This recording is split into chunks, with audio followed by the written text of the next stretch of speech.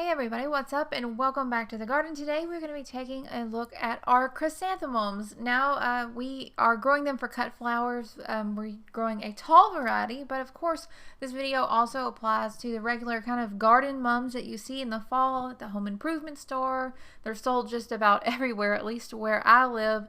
So this applies to both our cut flower mums and those smaller decorative potted mums. The question I most frequently see online is like, they're done blooming and I spent this money on them. What do I do with them now?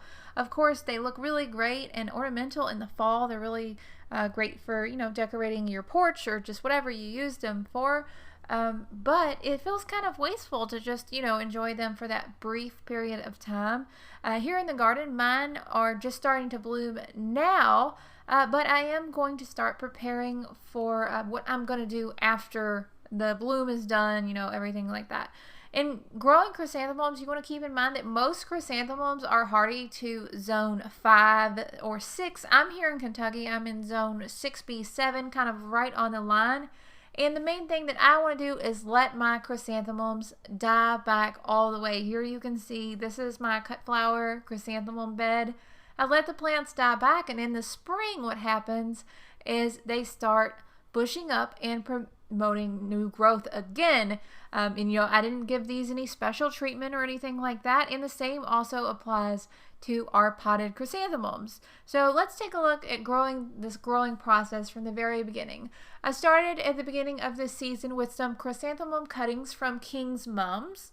Now you don't have to grow chrysanthemums from cuttings. Again, these are cut flowers. Like I said, you can use the potted ones too. It's not a big deal. And the main reason I really want to show you this is it does kind of give you a kind of an outline of the entire growing process. So I have a lot of my favorite varieties here, and all I did once I got these cuttings was pot them up into trays and eventually transplant them out into my garden.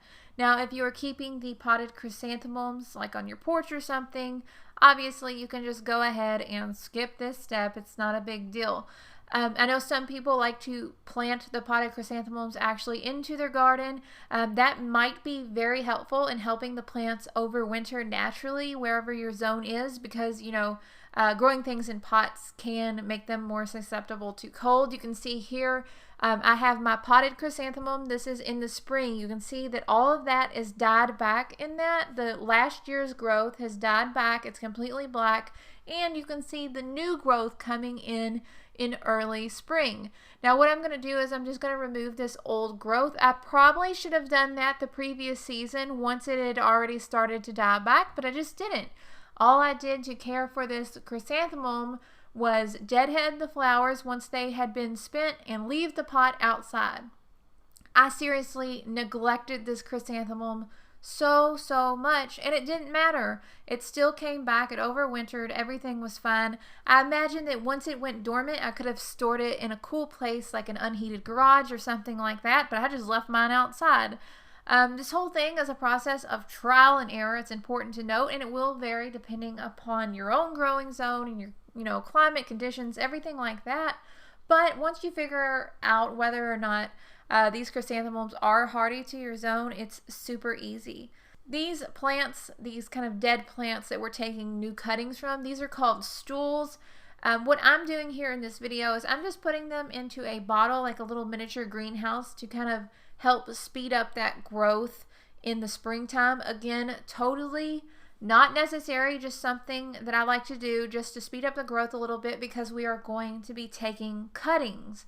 Now, the reason that we are taking cuttings from this plant, I have not personally grown the plant out the next season from this stool. However, everything that I've ever read online about chrysanthemums and propagating chrysanthemums from a previous season's plant, if we want that plant to bloom well and to grow really well, what we've got to do is start taking cuttings of our chrysanthemums in the spring and root new cuttings to get new plants that will grow and produce and, of course, bloom in the way that we want them to. So I'm using this potted plant as an example. I bought this last year. This was just a generic, unnamed, super cheap chrysanthemum, ornamental small bush chrysanthemum that I bought.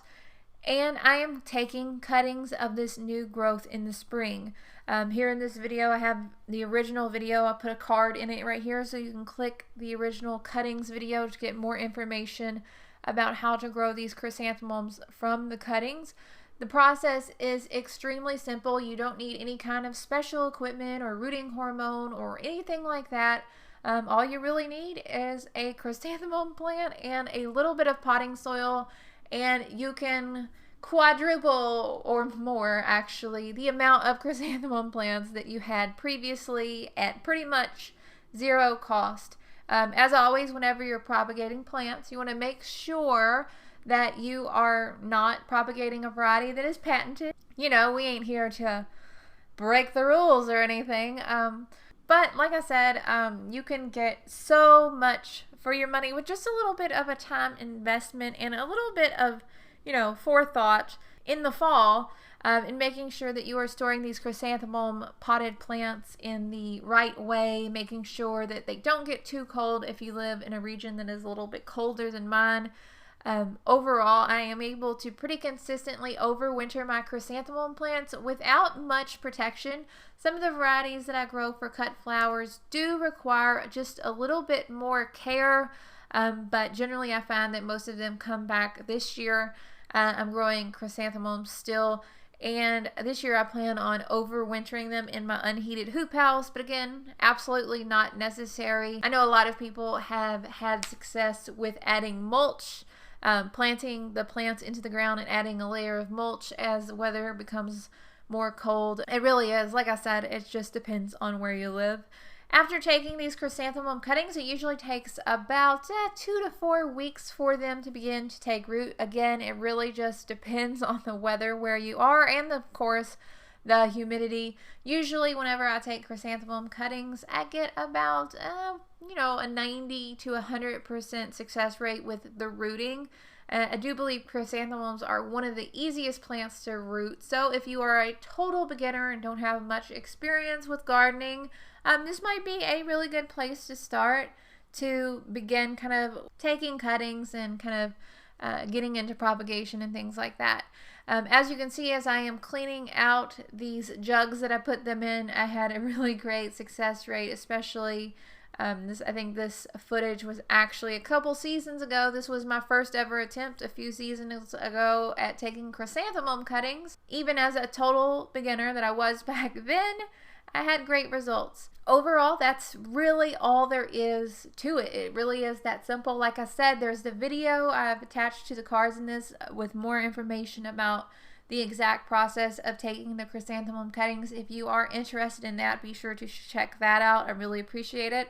As always, I am so thankful that you have watched this video, and if you liked it and you are not subscribed, be sure to subscribe. I would absolutely love to have you. Also, leave us a like. Be sure to leave a comment. It always helps with the algorithm as we share our video and we work to kind of just grow our little gardening community here on YouTube. I am always so appreciative of that. Let me know any of your experiences growing chrysanthemums down there. Also, always love to hear from you guys, and I learn so incredibly much just from reading the comments. So as always, the link to the blog is down there as well. The blog offers additional information, additional pictures, just a little bit of extra stuff if you're looking for that. Be sure to follow us on Instagram at Freshcutky. We'd love to have you there too. Lots of fun interacting with you guys over there. I'm trying to think if I've forgotten anything. Also, we have links to Patreon, which helps with editing and all kinds of stuff that helps me keep producing more and more videos for the channel.